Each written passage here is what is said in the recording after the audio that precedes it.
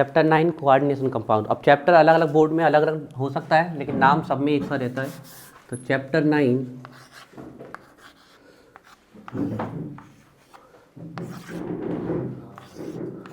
Coordination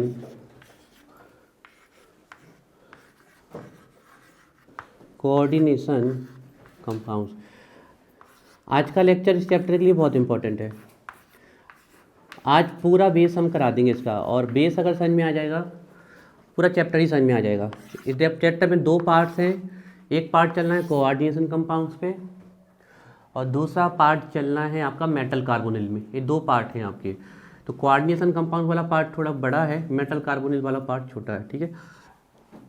coordination compounds को आप ध्यान रखिए, आपको बिल्कुल फ़र्क नहीं करना है यहाँ पर, चाहे आप कोऑर्डिनेशन कंपाउंड लिख दीजिए या उन्हीं को आप कॉम्प्लेक्स कंपाउंड भी लिख सकते हो, है ना। तो इस नाम से आपको बिल्कुल भी विचलित नहीं होना है कि कहीं पर कोऑर्डिनेशन कंपाउंड लिखा आ गया, कहीं पर कॉम्प्लेक्स कंपाउंड, ठीक है। तो चैप्टर 9 है हमारा कोऑर्डिनेशन कंपाउंड्स और कॉम्प्लेक्स कंपाउंड्स, ठीक है। सबसे पहले हम यहाँ से स्टार्ट करते हैं। डालिए हेडिंग एडिशन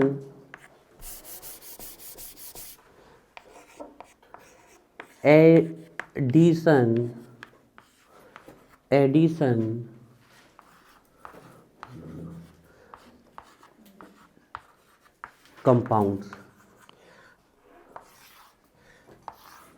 डालिए addition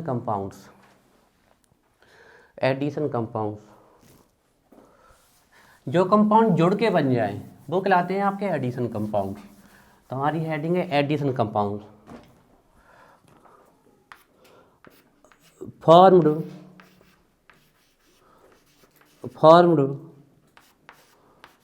bye the combination of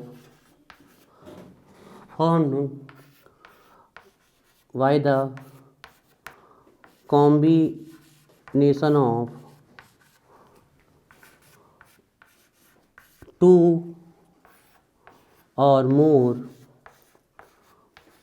more compounds formed by the combination of 2 or more compounds, ठीक है। वैसे एडिशन कंपाउंड हमारे में इतना ही है, इसका चैप्टर में दोबारा कहीं नहीं मिलेगा ये आपको। Form by the combination of 2 और मोर कंपाउंड, ठीक है। अब यहाँ से हमें पढ़ना है कि एडिशन कंपाउंड कितने टाइप्स के होते हैं ना। तो अब हमें पढ़ने हैं इसके टाइप्स। एंड डालिए टाइप्स, और एडिशन कंपाउंड को भूल जाइए आप लोग। अब आपको इन नाम को याद रखना है, ठीक है। कोई मतलब नहीं है एडिशन कंपाउंड, ना कहीं आपसे पूछा जाना है। तो जो हमारे एडिशन कंपाउंड्स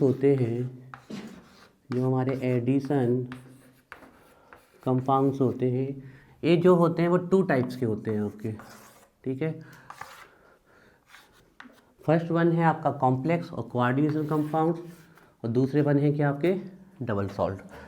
तो इस साइड लिखिए कोऑर्डिनेशन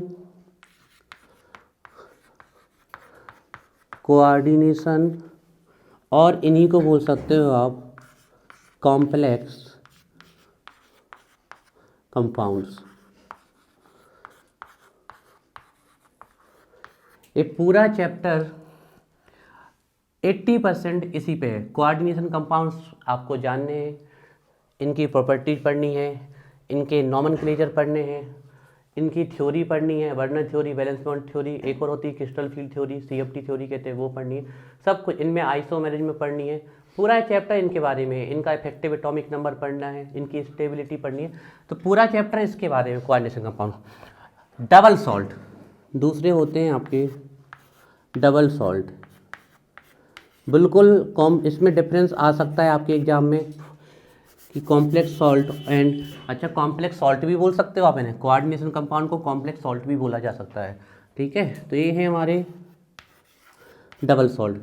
तो double salt and coordination compounds में डिफरेंस आ सकता है आपके एग्जाम में, बिल्कुल आ सकता है, इंपॉर्टेंट है आपके, ठीक है। डबल सॉल्ट बेस आप यहीं पर सुनोगे, और इसके बाद दोबारा आपको पूरे चैप्टर में कहीं डबल सॉल्ट नहीं मिलेगा, वैसे शुरुआत में ही है। तो एडिशन कंपाउंड्स कितने टाइप्स के होते हैं? 2 टाइप्स के होते हैं। एडिशन कंपाउंड जो 2 और मोर कंपाउंड से जुड़ के बनते हैं उन्हें हम क्या बोलते हैं? Addition compounds. ये 2 प्रकार के होते हैं आपके, एक होते हैं कोऑर्डिनेशन कंपाउंड्स और दूसरे होते हैं आपके कॉम्प्लेक्स कंपाउंड्स। आइए फर्स्ट, और जल्दी आया करो। सही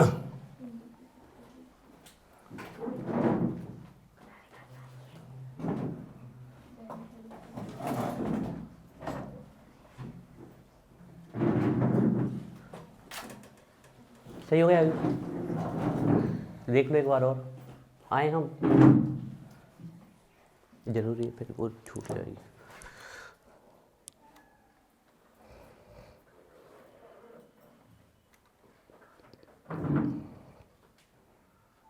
चलो ठीक, देखिए 1 मार्क्स के 21 क्वेश्चन आने हैं, तो कहीं से भी आ सकता है, और 21 क्वेश्चन हमारे 5 मिनट में क्रैक हो जाएंगे, मतलब 21 नंबर 5 मिनट में। और केमिस्ट्री में तो बिल्कुल 21 में से 21 क्रैक हो सकते हैं, पता है मैं। जितनी भी हम थ्योरी पढ़ा रहे हैं, अगर वो पढ़ के बस चले गए आप, पूरे साफ हो जाएंगे वहीं से, आपको कहीं कुछ देखने तक की जरूरत नहीं है। तो अच्छे, तो इससे ऑब्जेक्टिव भी आ सकते हैं, डबल सॉल्ट कॉम्प्लेक्स सॉल्ट से आ सकते हैं, डिफरेंसेस आ सकते हैं, डबल सॉल्ट और कॉम्प्लेक्स सॉल्ट के डिफरेंसेस भी हैं। हमारा चैप्टर पूरा कोऑर्डिनेशन कंपाउंड्स पे है आपका, और डबल सॉल्ट यहीं पर हो जाएगा। लेकिन आपसे पूछ लें कि एडिशन कंपाउंड्स, क्योंकि अभी तक तो आया नहीं, हो सकता है इस साल आ जाए कि एडिशन कंपाउंड्स क्या होते हैं, तो फिर आपको लिखना पड़ेगा कंपाउंड फॉर्म बाय कॉम्बिनेशन 2 और मोर कंपाउंड्स कॉल्ड एडिशन कंपाउंड, और फिर थोड़ा सा कोऑर्डिनेशन कंपाउंड के बारे में लिखना पड़ेगा, थोड़ा डबल सॉल्ट। लेकिन इसके चांस बहुत रेयर है, क्योंकि इस चैप्टर में बहुत अच्छे अच्छे टॉपिक हैं, वहाँ से क्वेश्चन आते हैं। एक तो 100% गारंटी है कि नॉमेनक्लेचर आएगा ही आएगा, अब पढ़ के जाना है आप लोगों को, और इतनी भी गारंटी है कि नॉमेनक्लेचर आप बिल्कुल एक देखोगे और बता दोगे, बिल्कुल सिंपल तरीके से आपको सिखा देंगे, टफ से टफ। तो वहाँ से तो पक्का ही है कि नॉमेनक्लेचर आते ही है, 100 हर साल ही आते हैं, ठीक है। तो वो आएंगे, उसके साथ और भी कुछ आ सकता है, तो उस पर हम चलते हैं, जिसमें से एक ये फेवरेट क्वेश्चन है, क्या होता है। तो डबल सॉल्ट और कोऑर्डिनेशन कंपाउंड्स में हम देखते हैं, डिफरेंस ही मान के चल लेते हैं, ठीक है। तो ऐसा हम कॉलम खींच लेते हैं और अब चलते हैं ठीक है। तो इसमें हम पहला पॉइंट लिख रहे हैं,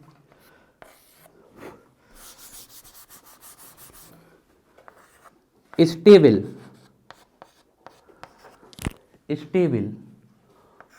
both in solid state and in solution. अब समझ के चलना है, यहाँ से टर्मिनोलॉजी स्टार्ट हो गई आपकी। आपको ऐसे डिब्बे के अंदर कुछ भी रखा मिल जाए आज के बाद, तो आप समझ जाना वो कौन से कंपाउंड है, कॉम्प्लेक्स। लेकिन ऐसा जरूरी नहीं कि हर बार डिब्बा मिले, 99% डिब्बे के साथ ही। लेकिन मेटल कार्बोनिल भी एक प्रकार के कॉम्प्लेक्स कंपाउंड होते हैं, जो सीधे सीधे आपको ऐसे भी लिखे मिल सकते हैं। हो सकता है उनमें डिब्बा लगाए ना लगाए, डिब्बा को मतलब स्क्वायर ब्रैकेट, या इसको कोऑर्डिनेशन स्फीयर बोलते हैं, अभी बता रहे हैं हम। इसके अंदर आपको 2 ही चीज़ मिलेंगी रखी, एक मिलेगा सेंट्रल मेटल एटम और आयन। इसको समझना है चैप्टर को, अभी बिल्कुल नया नया है, हम डी ब्लॉक से उठ के आए हैं, तो ये बिल्कुल नया है आपके लिए, हालांकि कनेक्टेड है पीछे से। इसके अंदर आपको 2 ही चीज़ें मिलेंगी, एक मेटल मिलेगा और दूसरा उससे जुड़े आपको एटम्स, आयंस और मॉलिक्यूल्स मिलेंगे।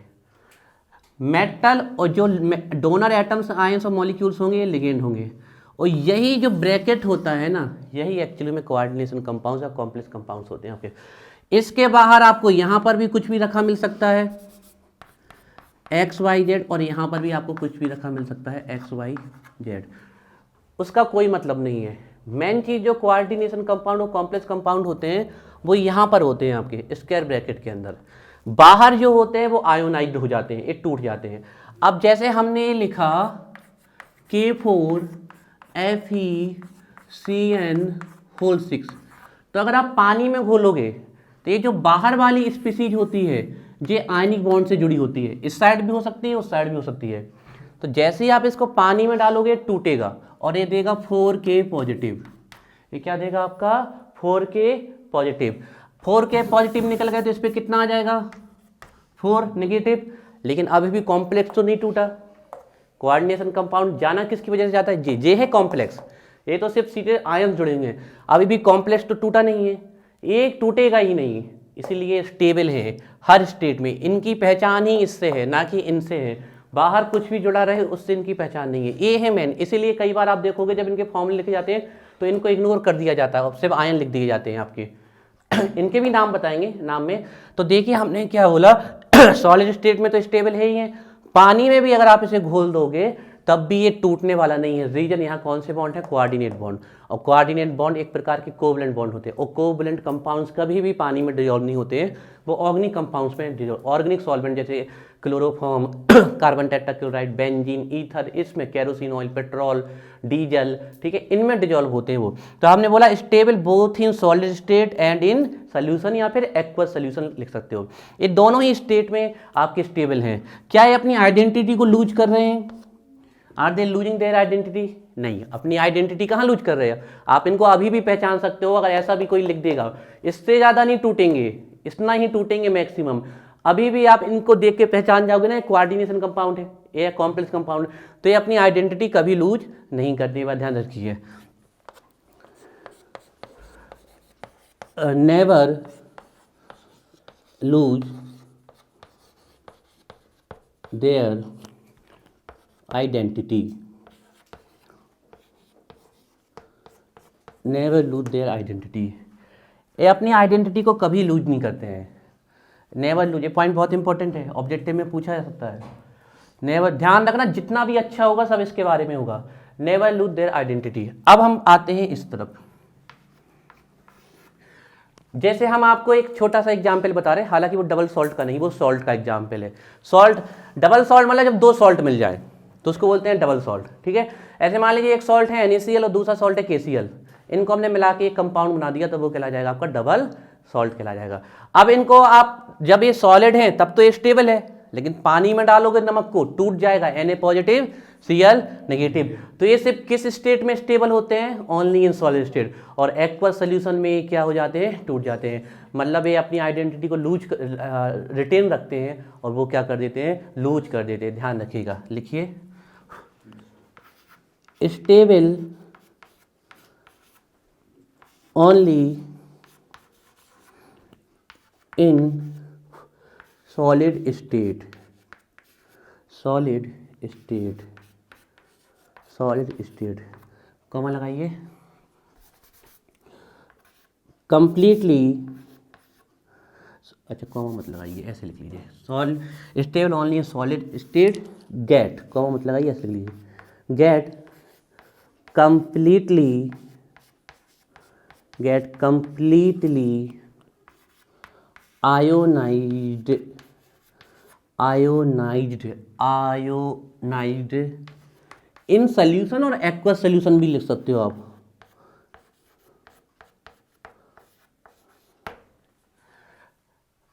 तो ये हर स्टेट में स्टेबल है।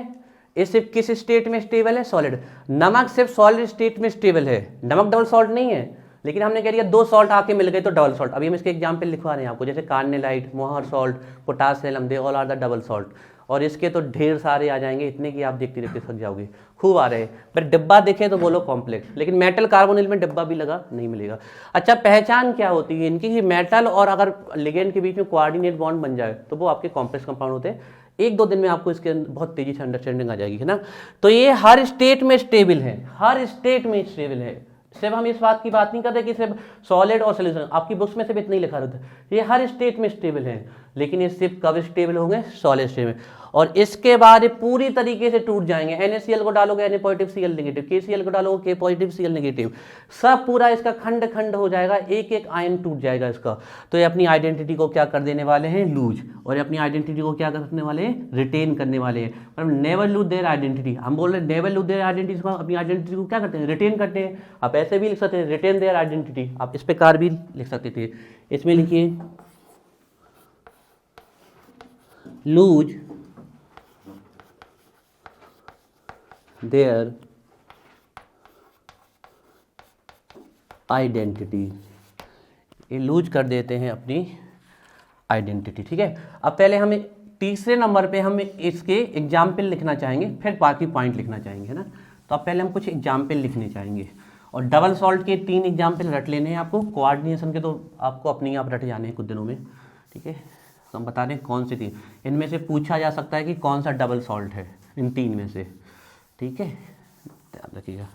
अच्छा, हम यहीं पर आपको एक दो चीज़ें और बता दें, ठीक है। ये आपके ऑब्जेक्टिव में पूछी गई है, हालांकि केमिस्ट्री एंड डेली लाइफ में फिर से आने वाली है।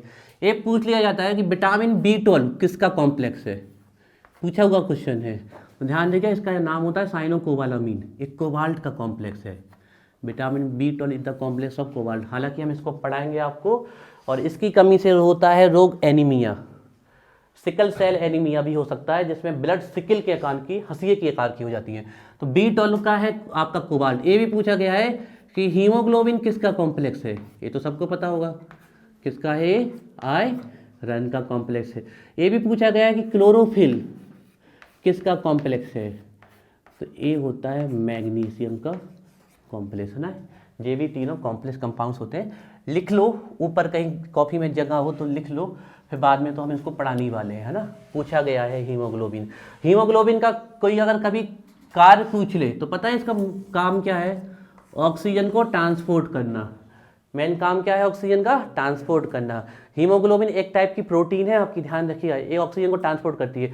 हम आने वाले हैं एक केमिस्ट्री एंड डेली लाइफ में बहुत डिटेल से बताएंगे इसके बारे में, ठीक है। अभी बस इतना रख लो, क्योंकि एक एक नंबर के 21 आने वाले हैं, तो कहाँ से आएंगे वो नहीं पता हमें, है ना। ये शॉर्ट में लिखा हमने क्लोरोफिल, है ना, ध्यान रखिएगा, ऐसे ही हमने लिख दिया उसको रैंडमली, ठीक है। अब इसके पहले कॉम्प्लेक्स के हम एग्जाम्पल लिख दे, बहुत सारे हैं, हम एक ही लिख रहे हैं इसका अभी, ठीक है, क्योंकि यहाँ कोई भरने से मतलब है नहीं कि बहुत सारे हैं। जैसे हम ये लिख दें K4, फिर आपकी जब इच्छा हो ना, जब हम पूरा चैप्टर पढ़ा देंगे तो आपको जितने एग्जाम्पल लिखने हैं भर भर के लिख देना। K4FeCN6 है हमारा ये, ठीक है। इसको हमने वाटर में डाला, ठीक है, ये वाटर में डाल दिया हमने, सोल्यूशन में इसको डाल दिया, तो सिर्फ क्या आयोनाइड होगा, ए, क्योंकि यहाँ पर आयनिक बॉन्ड है। ये भी ध्यान रखना, ये दो प्रकार के बॉन्ड बनाता है। यहाँ पर आयनिक बॉन्ड, इसको बोलते हैं काउंटर आयन, इसको बोलते हैं कोऑर्डिनेशन स्पेयर। अभी इसकी टर्मिनोलॉजी बताते हैं हम। और यहाँ हमेशा कौन सा बॉन्ड होगा, कोऑर्डिनेट बॉन्ड। तो जैसे आप इसको पानी में डालोगे, ये क्या देगा, 4K पॉजिटिव। अब ये 4K पॉजिटिव हो रहा है, मतलब इसने 4 इलेक्ट्रॉन इसको दे रखे हैं, तो ये कितना हो जाएगा, 4 नेगेटिव। तो ए बन जाएगा FeCN6 4 नेगेटिव। क्या इसने अपनी आइडेंटिटी लूज कर दी, नहीं, इसकी आइडेंटिटी अभी भी बनी हुई है। आप बिल्कुल देख के पहचान सकते हो कि ये कोऑर्डिनेशन कंपाउंड है, एक कॉम्प्लेक्स कंपाउंड है, ये ध्यान है। कोऑर्डिनेशन कंपाउंड कहने का एक कारण ये भी है क्योंकि यहाँ पर हमेशा कोऑर्डिनेट बॉन्ड बनता है, that's why they call coordinate. Complex compound इसलिए क्योंकि ये जटिल है, पानी में घुलते नहीं, that's why they call complex compound.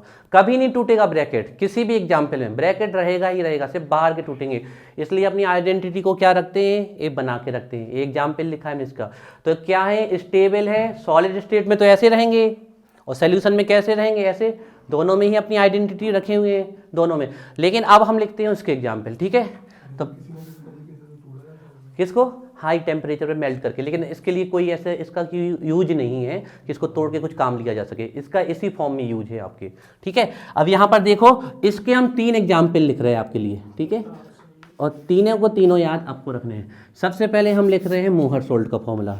आपके एग्जाम में सीधा पूछ सकता है कि मोहर सॉल्ट डबल सॉल्ट है कि कॉम्प्लेक्स सॉल्ट। तो ध्यान रखिएगा, मोहर सॉल्ट कौन सा सॉल्ट है, डबल सॉल्ट है ना। देखते हैं कितने डबल सॉल्ट हैं इसमें। तो इसमें है आपका फेरस सल्फेट FeSO4। एक तो इसमें डबल, एक तो ये सॉल्ट है, ferrous sulphate is the salt, acid base की रिएक्शन से बना है फेरस सल्फेट, प्लस इसमें दूसरा सॉल्ट होता है NH4 होल ट्वाइज SO4। देख सकते हो आप कितने सॉल्ट हैं, एक सॉल्ट ये है और एक सॉल्ट ये है, तो ये क्या कहलाएगा आपका, डबल सॉल्ट। प्लस इसमें 6 मॉलिक्यूल्स होते हैं वाटर ऑफ क्रिस्टलाइजेशन। तो ये है मोहर सॉल्ट का फॉर्मूला, याद कर लेना है अच्छे से। FeSO4 point NH4 whole twice SO4 into 6H2, ये है आपका मोहर सॉल्ट का फॉर्मूला। दूसरा देखिए कार्नेलाइट, कार्नेलाइट, ये फॉर्मूला भी मोहर सॉल्ट का तो बहुत ज़्यादा इंपॉर्टेंट है, कार्नेलाइट कभी कभी। तो कार्नेलाइट का फॉर्मूला है KCl into MgCl2 into 6H2, this is the formula of carnallite. दिख रहा है डबल सॉल्ट है, एक सॉल्ट ये है और एक सॉल्ट ये है, पोटेशियम क्लोराइड मैग्नीशियम डाइक्लोराइड, ठीक है। और एक तीसरा है एलम, कोई भी एलम हो, पोटास एलम हो, क्रोम एलम हो, आयरन एलम हो, अमोनियम एलम हो, कोई भी एलम होगी, सभी की सभी एलम आपके डबल सॉल्ट का एग्जाम्पल है। देखते हैं उसको भी। ठीक है। तो कार्नेलाइट, मोहर सॉल्ट, ये आपको ध्यान, ये जरूर याद रखना है, पूछा जाता है। एक और इसका एग्जाम्पल हम लिखवा रहे हैं, दैट इज एलम, कोई भी एलम हो, ठीक है, कोई भी एलम हो वो इसका ही एग्जाम्पल होगा, चाहे पोटास एलम हो चाहे क्रोम एलम हो, कुछ भी, ठीक है। तो थर्ड नंबर का इसका एग्जाम्पल लिखवा रहे हैं potash alum, CARNALLITE KCl MgCl2 682, KCl MgCl2 682, जैसे कार्नेलाइट, ठीक है। पोटास एलम, पोटास एलम, ठीक है। फॉर्मूला सभी लोग जानते हैं, K2SO4 into Al2SO4 whole thrice into 24H2O। देख सकते हो एक सॉल्ट है पोटेशियम सल्फेट और दूसरा सॉल्ट है एल्यूमिनियम सल्फेट, ठीक है। अब इसको तोड़ के भी दिखा रहे हैं हम, ठीक है, थर्ड वाले को, इसलिए हमने सबसे नीचे लिखा है, किसी को भी तोड़ सकते थे हम, कार्नेलाइट को तोड़ देते किसी को भी, तो अब इसको हम तोड़ रहे हैं, ठीक है। तो इसको हम अब तोड़ रहे हैं, तो देखिए तोड़ोगे तो इसका अंग अंग टूट जाएगा, कण कण, तो H2O तोड़ेंगे तो ये वाटर जो क्रिस्टलाइजेशन के फॉर्म में वो तो वाटर के साथ घुल के मिल जाएंगे, तो उसका तो कुछ। अब इनको तो K किस में जाएगा, K पॉजिटिव में, SO4 किस में जाएगा, SO4 -2 में, और एल्यूमिनियम किस में जाएगा, एल्यूमिनियम +3 में, सब टूट गए। अब इनके नंबर देख लेते हैं, K कितने हैं 2, तो यहाँ क्या लगा दें 2, SO4 1 यहाँ है और 3 यहाँ पर है, कितने हैं 4 लगा, एल्यूमिनियम के कितने नंबर है 2। अब अगर हम ये फॉर्मूला ना लिखें और आपसे कहें बताओ इसमें क्या बना, तो कैसे बताएंगे हम, अभी फॉर्मूला सामने, क्या पता कि K2SO4 बना है, कि आपका K और Al के साथ कॉम्प्लेक्स बना है, या फिर कितने मॉलिक्यूल के साथ क्या बना है, हम इसको आइडेंटिफाई नहीं कर सकते, क्योंकि इसका खंड खंड टूट गया ना, एक एक चीज टूट गई इसकी, तो ये अपनी आइडेंटिटी को क्या कर देते हैं, लूज कर देते हैं, आपके ध्यान रखना। और सिर्फ स्टेबल कहाँ थे, जब पानी नहीं था, जब ये कैसे थे, सॉलिड थे, तब ये स्टेबल थे, बाकी हर स्टेट में अपनी आइडेंटिटी लूज कर देते। इस एग्जाम्पल को लिख लीजिए, यह है पोटास एलम। यहां पर अगर Cr2 हो जाता तो फिर आपका एक क्रोम एलम कहलाती है आपकी, ठीक है। एलम का नाम जो जनरली आया है वो एल्यूमिनियम से आया है आपका, ठीक है। तो फिर इसको क्रोम, अब एलम चल गया तो चल गया, क्रोम एलम बोल देंगे। अमोनिया आ जाएगी तो उसको अमोनियम आयरन एलम बोल, आयरन आ जाएगा तो उसे आयरन एलम बोल देंगे, ठीक है। K2SO4 Al2SO4 होल थ्राइड 24H2, ये समझ में आ गया कैसे किए हमने आयोनाइजेशन। इसका किसी का भी कर सकते थे आप, इसका करते तो क्या बनता, K positive Cl negative Ma+2 और Cl भी नेगेटिव, किसी का भी कर सकते थे आप, है ना।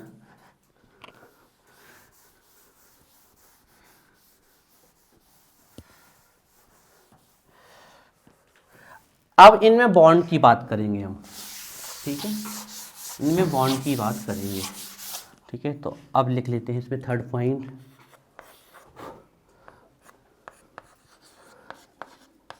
Types of bond. तो इसमें कितने प्रकार के बॉन्ड होते हैं, तो ध्यान रखना है, इसमें 2 टाइप्स के बॉन्ड होते हैं।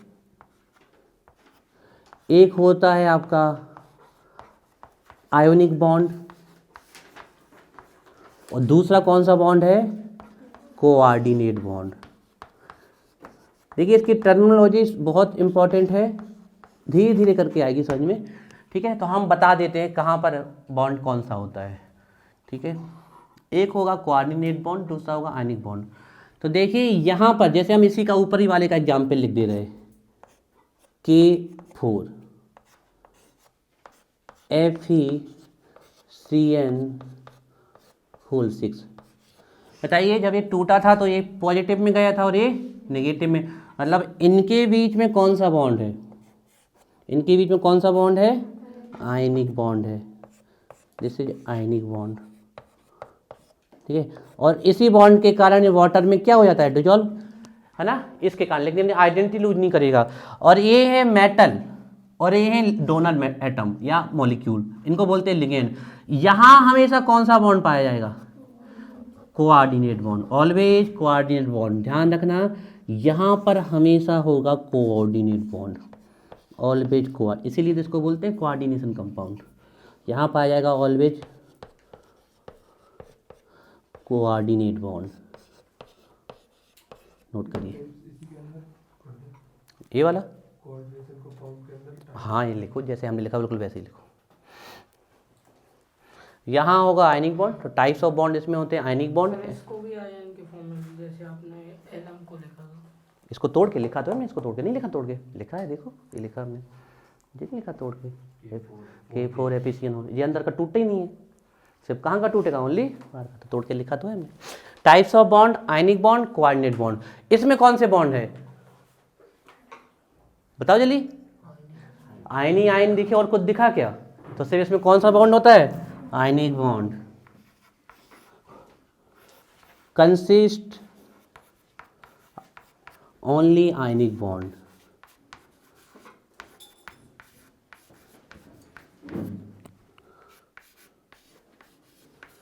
ध्यान रखना है इसमें सिर्फ आयनिक बॉन्ड होते हैं, कंसिस्ट ओनली आयनिक बॉन्ड।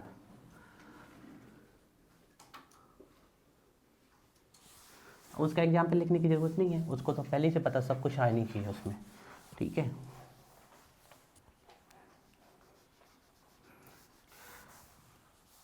अच्छा नेक्स्ट पॉइंट, कॉम्प्लेक्स कंपाउंड में 4th पॉइंट, क्या इसके सभी आयन का टेस्ट रिएजेंट के द्वारा लगाया जा सकता है,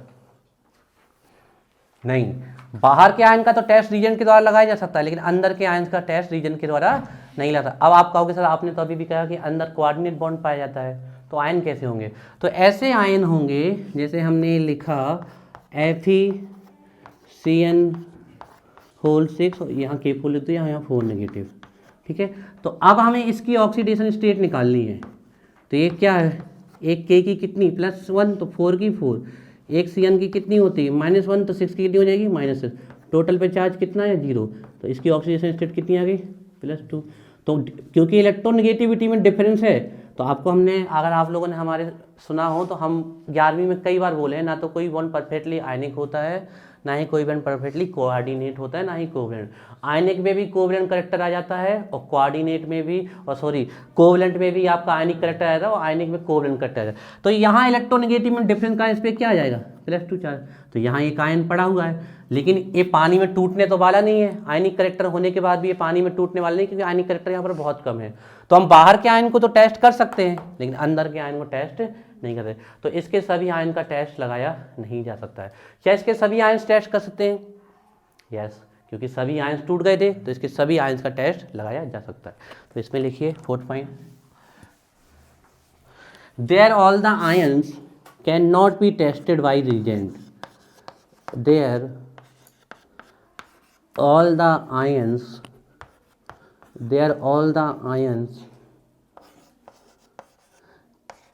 cannot be tested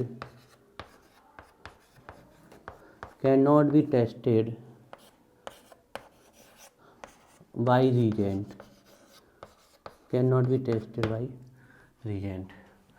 और इसमें आप लिख लो can be tested by reagent.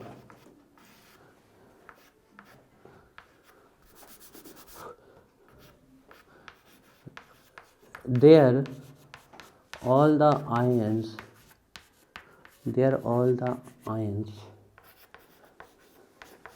can be tested by reagent,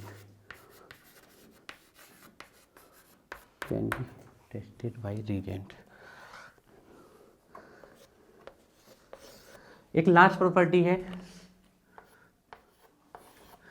देखिए ये जो कॉम्प्लेक्स कंपाउंड बनता है इसकी प्रॉपर्टी बिल्कुल डिफरेंट होती है इसके आइसोलेटेड एटम से।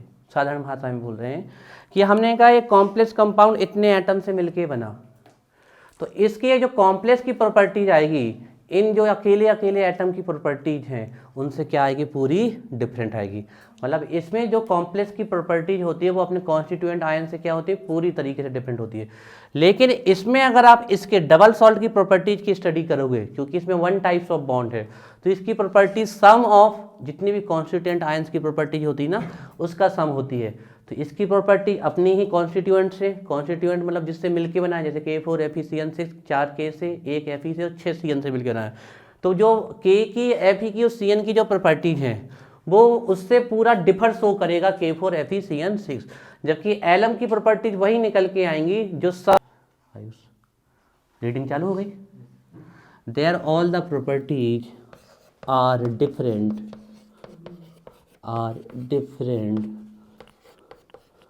From their constituent, from there,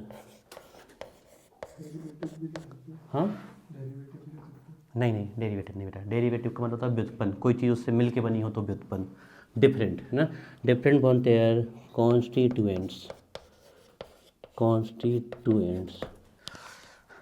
इसमें लिख लीजिए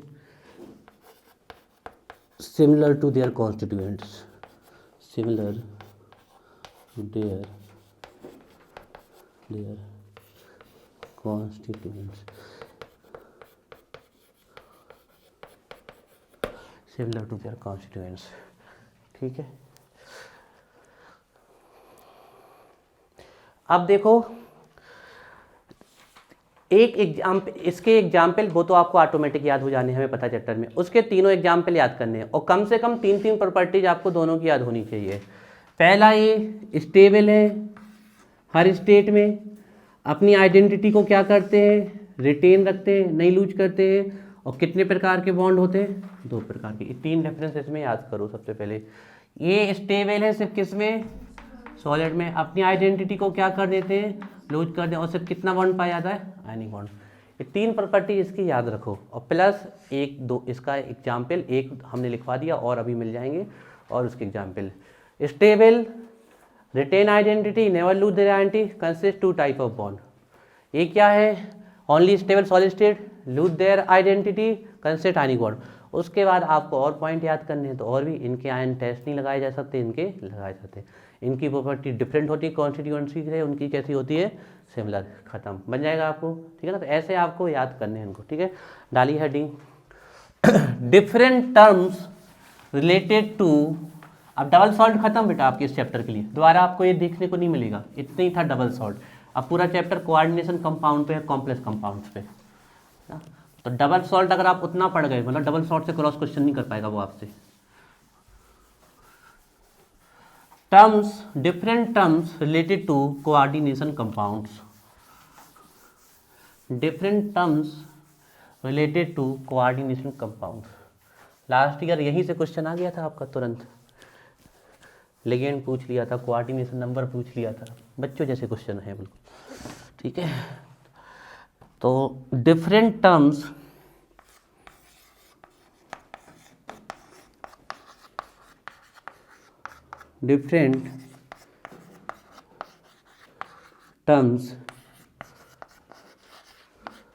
रिलेटेड टू कॉम्प्लेक्स कंपाउंड या कोऑर्डिनेशन, हम एक बार बता चुके हैं, तो अब इसमें कंफ्यूज मत होना, चाहे कोऑर्डिनेशन लिखा आ जाए चाहे complex. Different terms related to coordination compounds. ठीक है, बिल्कुल बच्चों जैसे टर्म्स है, तुरंत याद हो जाएंगे आपको। सबसे पहले एक यहाँ पर हम एक आपके लिए स्ट्रक्चर बना देते हैं। ठीक है, फिर उससे आपको समझाने की कोशिश करते हैं। ठीक है, जे लिखा हमने FE, कुछ भी लिख सकते हो, जरूरी नहीं है FE, बैलेट कोई भी फॉर्म लिख सकते हो, क्योंकि आप लोगों को बहुत पहले से आसानी से याद, इसलिए हम अभी इसी को लिख रहे हैं, फिर भी बहुत सारे लिखे FeCN6, और यहाँ हमने लिख दिया ये K4। तो अब आपको पता होना चाहिए कि एक कोऑर्डिनेशन कंपाउंड्स में क्या क्या प्रेजेंट है, एक कोऑर्डिनेशन कंपाउंड में क्या क्या प्रेजेंट है। तो एक एक करके हम आपको बताते हैं, फिर सबकी डेफिनेशन लिखवाते हैं। जो ये सबसे बाहर, ये दो किसी भी साइड हो सकता है, इस साइड भी हो सकता है, इस साइड भी। अब हम बता रहे हैं इसका, आपको पता करना हो कि कॉम्प्लेक्स पॉजिटिव है और नेगेटिव है, तो कैसे पता करोगे इसका, एक कॉम्प्लेक्स पॉजिटिव है कि नेगेटिव है। अभी देखा था नेगेटिव था, जब टूटा तो इसने क्या बनाया था, -4 बनाया था। तो अब हम इसको कैसे फाइंड करें, देखो इसका एक सिंपल सी ट्रिक है। आप लोग जब भी कोई फॉर्मूला लिखते हो तो आप चेक करो, हमेशा पहले क्या आता है, पॉजिटिव, और बाद में ये आता है ना। तो अगर इस तरफ A है तो ये पॉजिटिव होगा और वही नेगेटिव, और मान लो अगर यही चीज़ें आपकी इस तरफ रखी होती तो फिर A पॉजिटिव हो जाता और A नेगेटिव हो जाता। फिर आप कहोगे सर एसिड में तो ऐसा होता नहीं है, एसिड में पहले क्या आ जाता, नेगेटिव, फिर। तो ऑर्गेनिक केमिस्ट्री में एक्सेप्शन, इसको याद रखो। ठीक है, इसको छोड़ दो, बाकी आप कोई भी फॉर्मूला लिख के देख लो दुनिया का, हमेशा पहले कौन आएगा, पॉजिटिव, बाद में नेगेटिव ही आएगा। तो अब आप कॉम्प्लेक्स को बड़ी आसानी से आइडेंटिफाई, इसके नॉमेनक्लेचर में बहुत इंपॉर्टेंस है। जो आपका नेगेटिव कॉम्प्लेक्स होता है उसमें सेंट्रल मेटल के नेम में 8 लगता है और बाकी में नहीं लगता है, तो ये भी हम बाद में सिखाएंगे आपको, ठीक है। तो हमने पॉजिटिव कॉम्प्लेक्स का ले लिया, नेगेटिव भी, जे कहीं भी हो सकते हैं, इस साइड भी इस साइड भी, ठीक है, वो कॉम्प्लेक्स पे डिपेंड करता है। तो ये जो है आपका, ये जो यहाँ पर बाहर रखा हुआ है, इसका नाम होता है, लिखते चलना है साथ में हमारे, इसका नाम होता है काउंटर आयंस। इनको बोलते हैं काउंटर आयंस। ये कभी नहीं पूछा जाना है आपके एग्जाम में कि काउंटर आयन क्या है बताओ, लेकिन हमें एक कॉम्प्लेक्स की चीज़ पता हो। इसको बोलते हैं काउंटर आयंस, या इसी को बोलते हैं आयनिक स्फीयर। ये हमारा कहलाता है आयनिक स्फीयर, क्योंकि इसी के कारण तो हमारे कॉम्प्लेक्स कंपाउंड में कौन सा करेक्टर आया था, आयनिक करेक्टर। तो ये कहलाता है आपके काउंटर आयंस या आयनिक स्फीयर, ये जो बाहर रखे होते हैं, चाहे इस साइड हो चाहे उस साइड हो। अब इसके बाद हम इसकी बात कर लेते हैं, पूरे इसकी, यहाँ से पूरा हमने इसको कर लिया है ना, या पूरा गोला बना देंगे, समझ जाओगे इतने में। ये पूरे इसकी बात चल रही है, पूरे इतने की, है ना। इसको बोलते हैं, इस पूरे को, पूरा स्क्वायर ब्रैकेट और उसके अंदर का सब कुछ, ये कहलाता है कोऑर्डिनेशन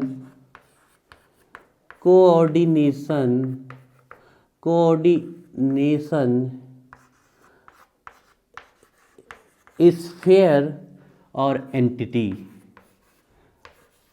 कोऑर्डिनेशन स्फीयर और एंटिटी, कोऑर्डिनेशन स्फीयर और एंटिटी। तो कोऑर्डिनेशन स्फीयर कितनी चीज से मिलके बना है, square bracket, central metal atom and ligands, इन 3 चीजों से मिलके क्या बना है हमारा कोऑर्डिनेशन स्फीयर और कोऑर्डिनेशन एंटिटी। ये जो होता है ये कहलाता है हमारा, जो यहीं पर रखा मिलेगा, ये कभी ऐसा नहीं होगा कि इस साइड हो जाए, ये यहीं पे रखे मिलेंगे आपको। यहाँ पर जो आपको रखा मिले उसको हमेशा मानना है सेंट्रल मेटल।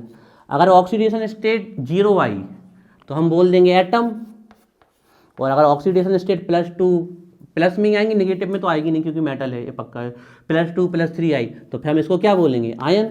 तो इसको हम क्या बोलेंगे, सेंट्रल मेटल एटम और आयन।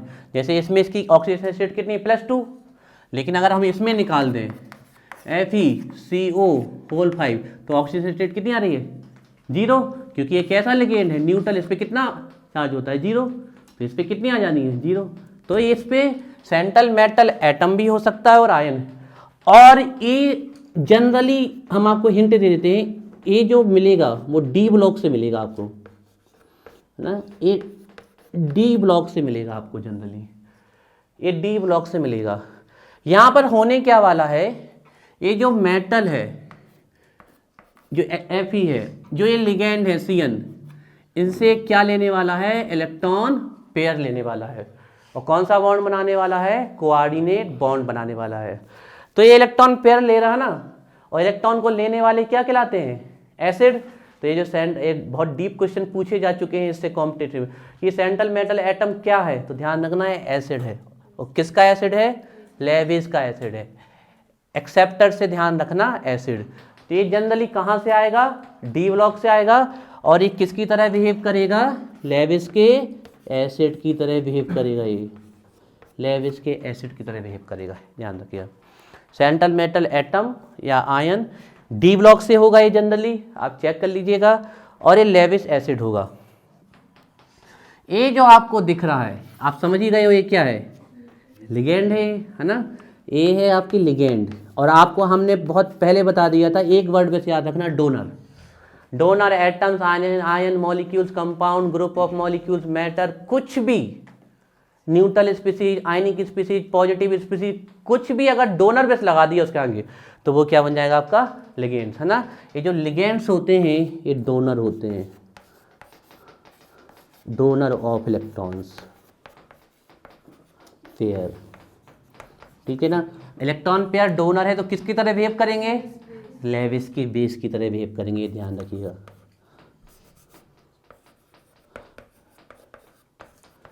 ये बिहेव करेंगे एज अ लेविस बेस, ठीक है। अब ये जो लिगेंड का नंबर होता है ना, यही कहलाता है कोऑर्डिनेशन नंबर। आपके एग्जाम में डेफिनेशन आती है, what are ligand, what are coordination compound, what are coordination number, ये कहलाता है coordination number. This is called coordination number. देखिए सॉलिड स्टेट में भी आप कोऑर्डिनेशन नंबर पढ़ेंगे। सॉलिड, पापा चले गए पंकज? हाँ, मम्मी होंगी छत पे, घंटी बजा दो, आ जाएंगे, इस साइड लगी। कोऑर्डिनेशन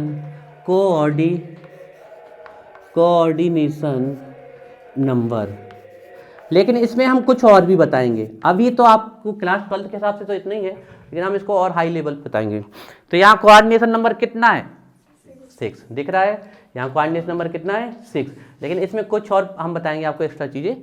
तो यहाँ पर अगर हम देख लें तो यहाँ तो सीधा सीधा कोऑर्डिनेशन नंबर हमारा कितना आ चुका है? 6। ठीक है, ये हो गया, एक कोऑर्डिनेशन नंबर हो गया। ठीक है, इसके अलावा कुछ और आती है। डेंटिसिटी क्या होती है, होमोलेप्टिक, हेट्रोलेप्टिक क्या होते हैं आपके, है ना, पॉलीहेड्रोन क्या होता है, उनकी चर्चा हम करते हैं।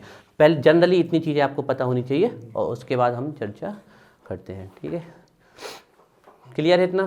ठीक है, तो एक एक करके इनकी टर्मिनोलॉजी को, काउंटर आयंस की डेफिनेशन कभी नहीं आती है, सेंट्रल मेटल एटम की भी नहीं आती है, आ भी सकती है, लिगेंड्स की आती है, लास्ट की आ चुकी है, कोऑर्डिनेशन नंबर की भी आती है आपकी, है ना। चलिए, तो सबसे पहले हम चुटपुट खत्म कर दें।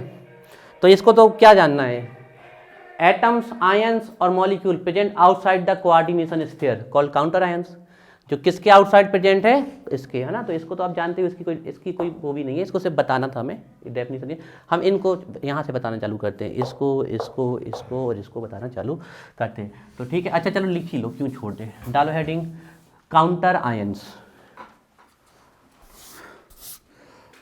चलो, तो पहला टर्म है हमारा काउंटर आयंस। काउंटर आयंस लिखिए इसमें,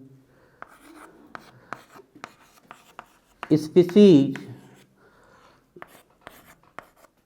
present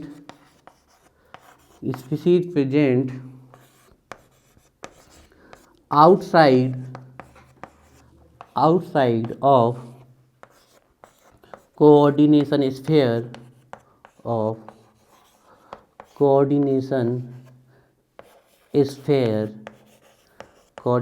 sphere called counter ions.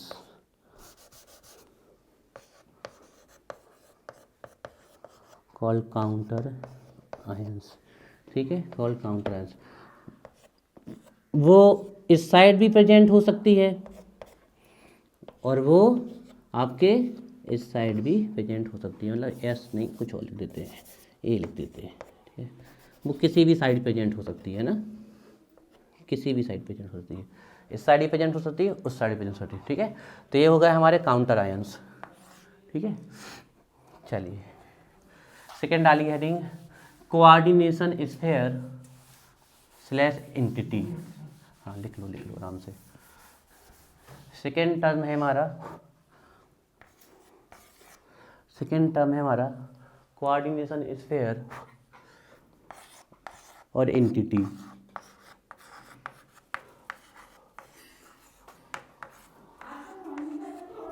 Coordination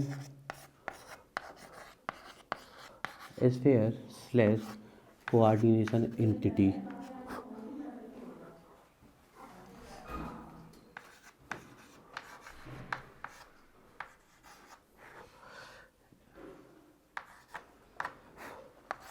लिखिए, सेंट्रल मेटल क्यों कह रहे हैं, समझ रहे हो, मेटल ही होगा, डी ब्लॉक से होगा। सेंट्रल मेटल एटम के फॉर्म में भी हो सकता है जब ऑक्सीडेशन स्टेट 0 हो, या फिर आयन के फॉर्म में हो सकता है। सेंट्रल मेटल एटम और आयन, कॉमा लगाइए, ligands LIGANDS ligands and square bracket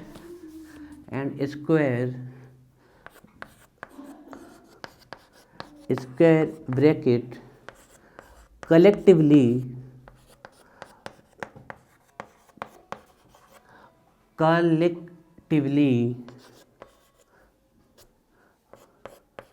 called हट नहीं वो तो ठीक है, वो लिगेंड का नंबर ही कोऑर्डिनेशन नंबर होता है, वो ठीक है, कोई दिक्कत नहीं, उसमें इतना ही लिखा जाता है, लिख लो, उसमें भी कोई दिक्कत नहीं है। सेंट्रल मेटल एटम लिगेंड्स आ गया, उसमें सब आ गया। And square bracket collectively called coordination sphere, coordination sphere, coordination sphere, ठीक है।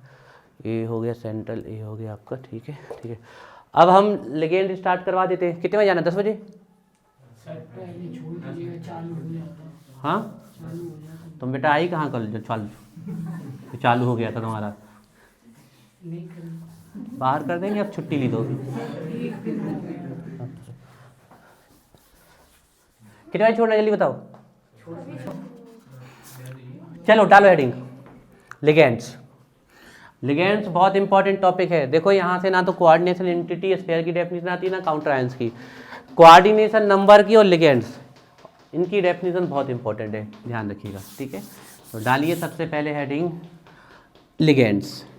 लिगेंड्स पढ़ा देंगे, कोऑर्डिनेशन नंबर पढ़ा देंगे, लिगेंड। चलिए तो थर्ड नंबर है लिगेंड्स। अगर आपको एक वर्ड याद है तो आपको लिगेंड्स याद है, ठीक है। ये जो हमारा सेंट्रल मेटल एटम होगा, इसके साथ यहाँ पर आपको जितना भी जुड़ा दिख जाए वो सब के सब क्या होंगे, लिगेंड्स होंगे हमारे, वो सब के सब लिगेंड्स होंगे। और लिगेंड्स का जो नंबर होगा वो क्या कहलाएगा, हमारा कोऑर्डिनेशन नंबर। लेकिन उसमें भी कुछ चीज़ें हैं जो हम बताएंगे आपके। अच्छा, तो हम क्या बोलेंगे लिगेंड्स के बारे में? Donor atoms, ions, molecule, compounds, या इतना सारा नहीं बोलना, तो सीधे बोलो डोनर स्पीसीज। स्पीसीज में सब आ जाता है, एटम्स भी आ जाते हैं, आयंस भी आ जाते हैं, मॉलिक्यूल्स भी आ जाते हैं, कंपाउंड। अब खास काम क्या करते हैं लिगेंड? कौन सा बॉन्ड बनाते हैं, किसके साथ बनाते हैं, क्या करके बनाते हैं? इलेक्ट्रॉन पेयर को डोनेट करके। कैसा बिहेव करेंगे? लेविस के बेस की तरह, है ना। तो लिखिए इसमें डोनर एटम्स, आयंस और मॉलिक्यूल, जनरली एटम आयंस या मॉलिक्यूल्स ही होते हैं, आप एक वर्ड में लिख सकते थे स्पीसीज, ठीक है। डोनर एटम्स, आयंस और मॉलिक्यूल्स,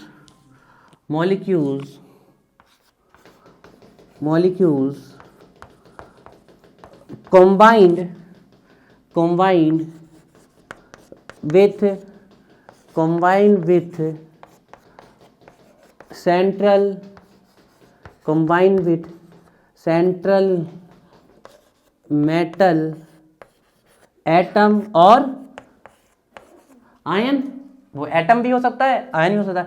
डोनर एटम, आयंस और molecules combined with central metal atom और ion by donating of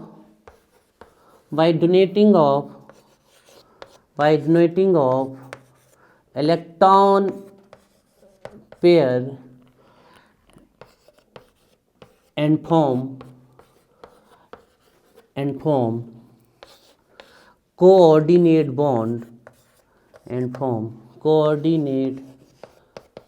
bond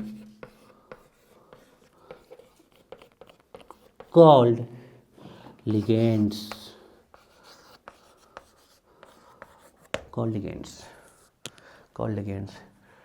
क्या नहीं पता है, हमें सब तो पता है। डोनर एटम हो सकता है, आयंस हो सकता है, मॉलिक्यूल हो सकता है। क्या करेगा? इलेक्ट्रॉन पेयर को डोनेट करेगा। किसको करेगा? सेंट्रल मेटल एटम आयन को। कौन सा बॉन्ड बनाएगा? कोऑर्डिनेट बॉन्ड बनाएगा। इसी को क्या बोलेंगे हम? लिगेंड्स। अगर आपको यहाँ से देखने में समझ में आ रहा है तो आप किसी भी शब्दों को आगे पीछे करके डेफिनेशन लिख सकते हो। डोनर एटम्स, आयंस और मॉलिक्यूल्स कॉम्बाइंड, ज्वाइंड, लिंक्ड, जो लिखना चाहे, combined, joined, linked with central metal atom और ion by donating electron pair and form coordinate bond, हमारे क्या कहलाते हैं? वो लिगेंड्स। इस हाइपोथेटिकल स्ट्रक्चर को बनाइए। और अब हाइपोथेटिकल स्ट्रक्चर में क्या करना है, हाइपोथेटिकल स्ट्रक्चर में क्या करना है, आपको इसको लिखना है, इसको आप प्रॉपर स्ट्रक्चर भी बना सकते हो। इसको क्या लिखना है हमें, क्या लिखना है इसको हमें, लिगेंड है हमारा,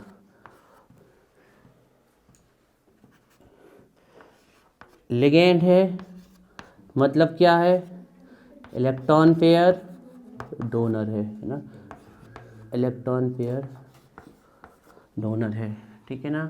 और इलेक्ट्रॉन पेयर डोनर है तो कौन सा बेस है, लेविस का बेस है, ये बात ध्यान रखना का।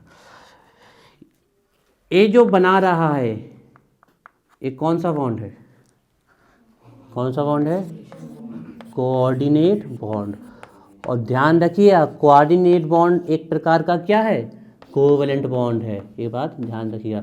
फर्क इतना होता है कि इसमें शेयरिंग कौन करता है, one of the bonded atom, और कोवैलेंट बॉन्ड में क्या होती है, इक्वल शेयरिंग होती है। तो ये कोऑर्डिनेट बॉन्ड है जो कि बिल्कुल इक्वल है कोवैलेंट बॉन्ड के, ये बात भी आपको ध्यान, पूछ लिया जाता है ना ऑप्शन में कि कौन सा होता है, तो ऑप्शन में ना मिले कोऑर्डिनेट बॉन्ड तो फिर कोवैलेंट बॉन्ड टिक लेना, ठीक है। तो ये हो रहा है मान, अब बहुत सारे लिगेंड थे, दे लो तुम लोग पेपर, कल इसको बहुत डिटेल में, अभी ये बहुत बड़ा टॉपिक है, कल ख़त्म करते हैं। कल रुको रुको धैर्य, कैमरा निकाल लें तो पहले हटो थोड़ा।